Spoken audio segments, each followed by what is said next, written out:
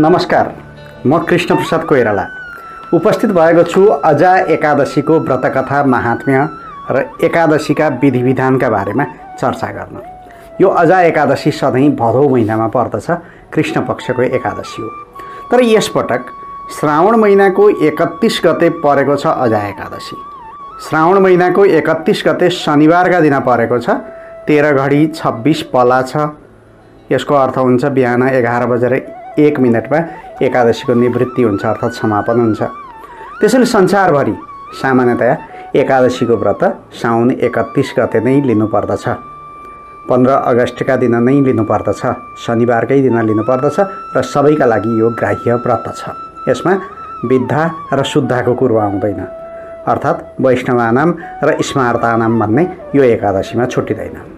म यो भिडियोमा यसै एकादशीको पद्म पुराणको उत्तरखण्डको 56औं अध्यायमा भएको कथालाई जस्ताको तस्तै प्रस्तुत गर्छु।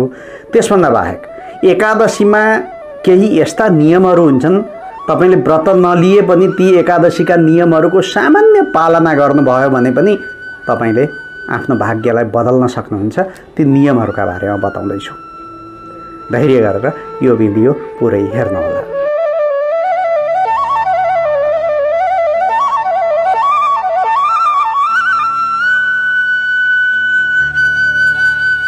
आदरणीय भक्तजन, प्रत्येक वर्षको भाद्र महिनाको कृष्ण पक्षको 11औं दिनलाई अजा एकादशी भन्ने गरिन्छ। यो एकादशी चतुर्मासा अन्तर्गतको तेस्रो एकादशी हो। सामान्यतया अन्य एकादशी जस्तै यस एकादशीको पनि छुट्टै र विशिष्ट महत्त्व हुन्छ र छ पनि। यस एकादशीको महात्म्य र व्रतकथा विभिन्न पुराण र धर्मग्रन्थमा उल्लेख गरिएको छ। पद्म पुराणको उत्तरखण्डको 56औं अध्यायमा उल्लेख भएअनुसार कुन्ती पुत्र युधिष्ठिरको जिज्ञासालाई शान्त पार्ने उद्देश्यले स्वयं भगवान श्रीकृष्णले यस एकादशीको महिमा र विशिष्टता बताउनु भएको हो। अश्वमेधस्य यज्ञस्य पृथिव्यां यत् फलं लभेत् तस्मात् शतगुणं पुण्यम् एकादश्युपवासिनः गोसहस्रेण यत् पुण्यं दत्त्वा वेदान्त पारगे तस्मात् शतगुणं पुण्यम् एकादश्युपवासिनः। जुनसुकै एकादशीको व्रत लिँदा धेरै पुण्य प्राप्ति हुन्छ। मैले यहाँ 2वटा श्लोक उल्लेख गरेँ, ती श्लोकमा पनि यिनै कुराको चर्चा गरिएको छ। अश्वमेध यज्ञ गर्दाखेरि पृथ्वीमा जुन फल मनुष्यले प्राप्त गर्दछ त्यो फलभन्दा 100 गुणा बढ्ता फल एकादशीको व्रत गर्नाले मात्र पनि प्राप्ति हुन्छ। त्यस्तै 1000वटा गाईहरू दान गर्नाले, त्यो पनि दान लिन योग्य वेद वेदान्तका पारङ्गत पण्डितहरूलाई दान गर्दा जुन पुण्य प्राप्ति हुन्छ त्योभन्दा 100 गुणा बढ्ता पुण्य एकादशीको व्रत लिँदा प्राप्त गर्न सकिन्छ। यस्तो पुण्यमयी एकादशी जुनसुकै एकादशीमा पनि केही त्यस्ता नियमहरू हुन्छन् जसको पालना गर्नाले अथवा केही अनुशासनहरू हुन्छन् जुन अनुशासनको पालना गर्नाले तपाईले आफ्नो भाग्य बदल्न सक्नुहुन्छ। जस्तै म केही नियमहरूको चर्चा गर्दैछु। एकादशीका दिन कुनै पनि बोट बिरुवाबाट फूल र पात टिप्नु हुँदैन, दाँत माझ्नु हुँदैन, खास गरी दत्युनको प्रयोग गर्न निषेध गरिएको छ। त्यसैले ब्रसमञ्जन नगरेर औँलाको प्रयोग गरेर मुख खुल्ला गर्नु राम्रो हुन्छ, वा दशमीको राति नै राम्ररी दाँत सफा गरेर सुते सजिलो हुन्छ। एकादशीका दिन चामल र चामलबाट बनेका कुनै पनि खाद्य परिकारको उपभोग गर्नु हुँदैन। त्यस्तै भगवान विष्णुको प्रतिमा वा फोटोमा पूजा गर्दा अक्षताको प्रयोग पनि गर्नु हुँदैन। अक्षताको सट्टामा तिलको प्रयोग गर्न सकिन्छ। एकादशीका दिन जौ र यसबाट बनेका खाद्य परिकारको पनि सेवन गर्न निषेध गरिएको छ। शास्त्रमा महर्षि मेधाको शरीरबाट जौको उत्पत्ति भएको भन्ने कथा छ। त्यसैले भगवान विष्णुको पूजामा जौको निषेध गरिएको हो। एकादशीको दिन दान गर्ने वा अरूलाई केही वस्तु प्रदान गर्ने दिन हो। यस दिन गरेको दानबाट अक्षय पुण्य प्राप्त हुन्छ। तपाईले दान नगरेमा कुनै दोष लाग्दैन, तर यस दिन अरूबाट कुनै पनि उपहार वा दान आदि तपाईले ग्रहण गर्नु हुँदैन। अझै यस दिन अरूले दिएको खाद्य परिकार सेवन गरेमा भगवान विष्णु निराश हुनुहुन्छ र सित्तैमा अरूको धनधान्य वा सरसामान लिएमा आर्थिक सङ्कटमा परिन्छ वा दरिद्रता बढ्छ भन्ने मान्यता पनि छ। तर पूजादिमा ब्राह्मणले दान लिएमा चाहिँ यसको कुनै दोष लाग्दैन। अर्थात् पूजादि गरेर त्यत्तिकै लिनु भएन। ब्राह्मणले पनि कर्म गरेर दान लिएमा, कर्मको निमित्त बनाएर दान लिएमा दोष लाग्दैन।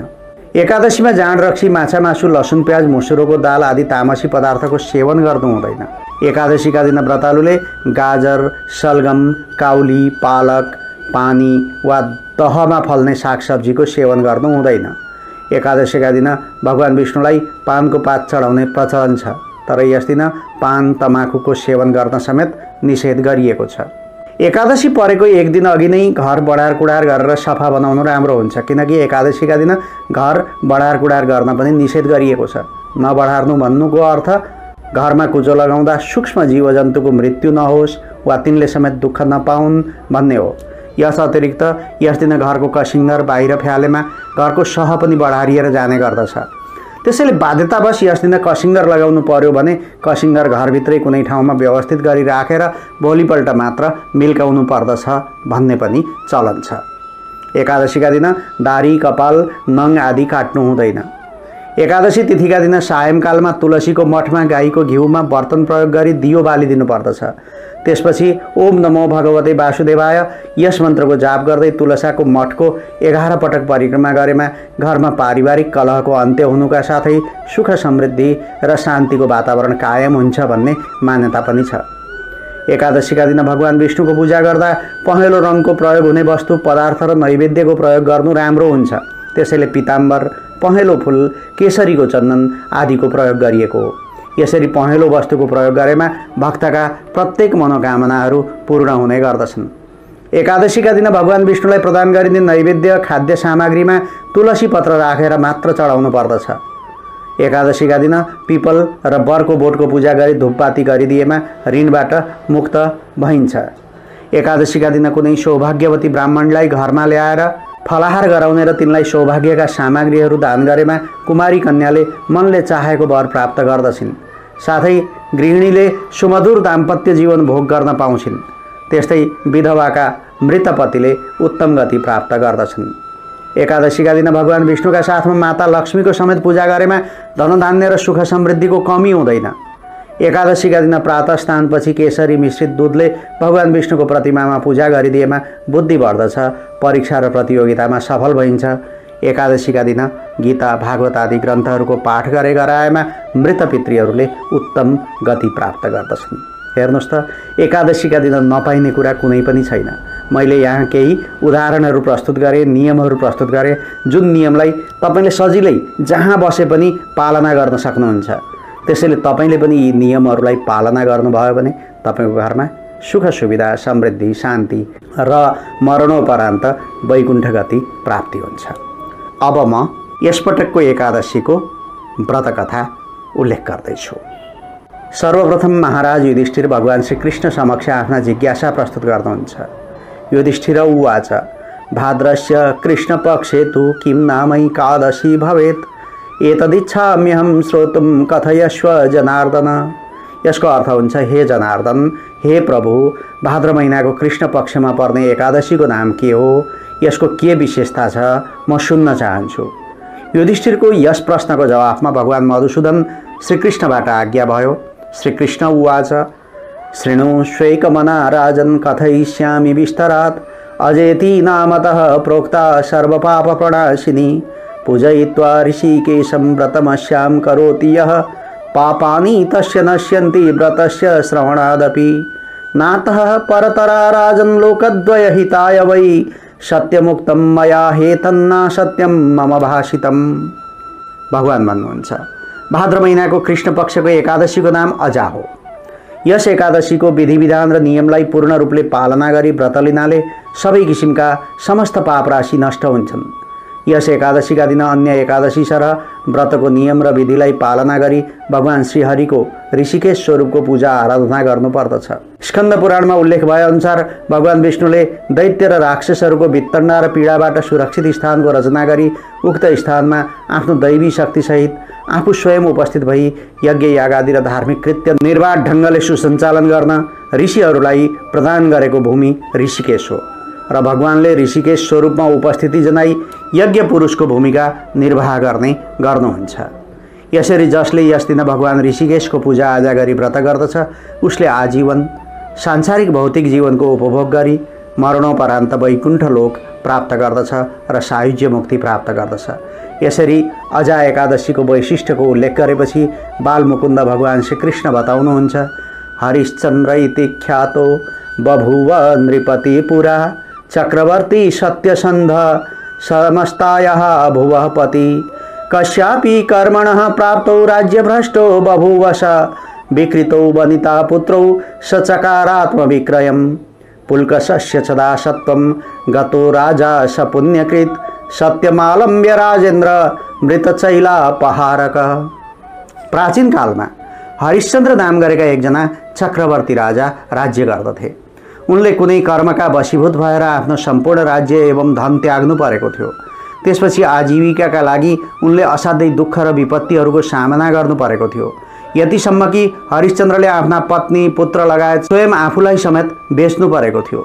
अन्त्यमा उनले चाण्डालको दास भएर मृतकहरूको अन्तिम संस्कारको व्यवस्थापन गर्दै तिनै मृतकका अन्नपात र वस्त्रादि ग्रहण गरी जीवन धान्नु परेको थियो।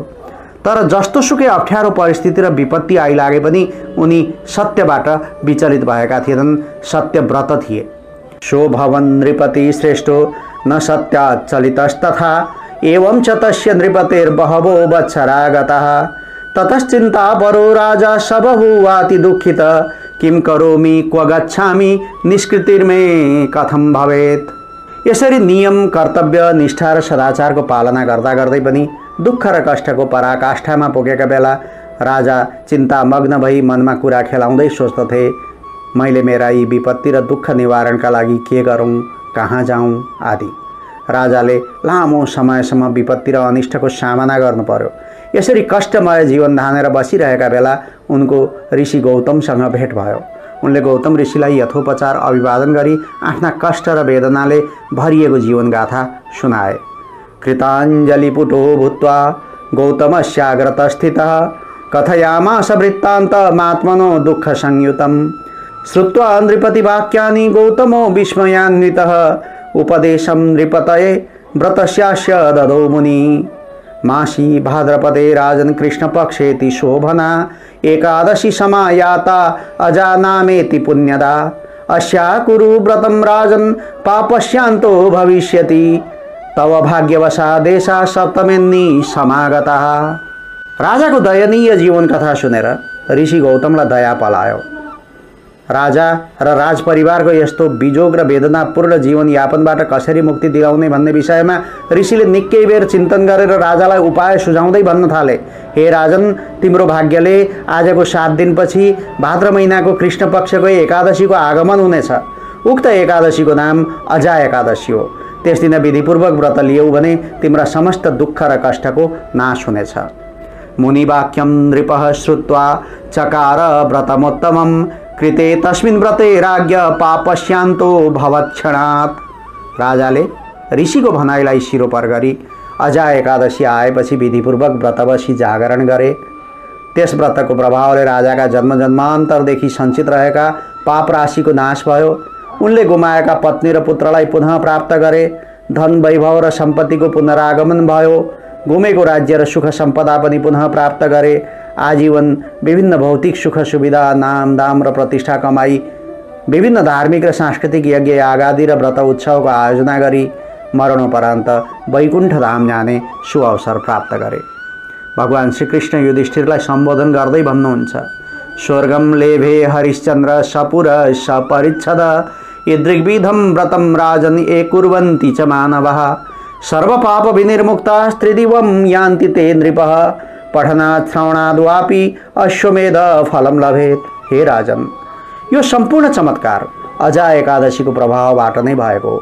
अतः जसले यत्न र विधिपूर्वक यस एकादशीको व्रतलाई पालना गर्दै रात्रिको समयमा जागरण गर्दछ, उसका समस्त पाप नष्ट भएर जीवनका यावत सुख सुविधाको भोग गर्दै अन्त्यमा ऊ वैकुण्ठ धाम पुगी जन्म मरणको चक्रबाट मुक्त हुन पुग्दछ। यस एकादशीको कथाको श्रवण मात्रले पनि अश्वमेध यज्ञको फल प्राप्त हुन्छ।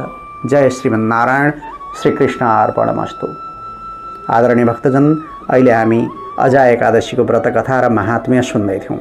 अब म प्रस्तुता कृष्ण प्रसाद कोइराला यहाँहरू समक्ष बिदा चाहन्छु। नमस्कार।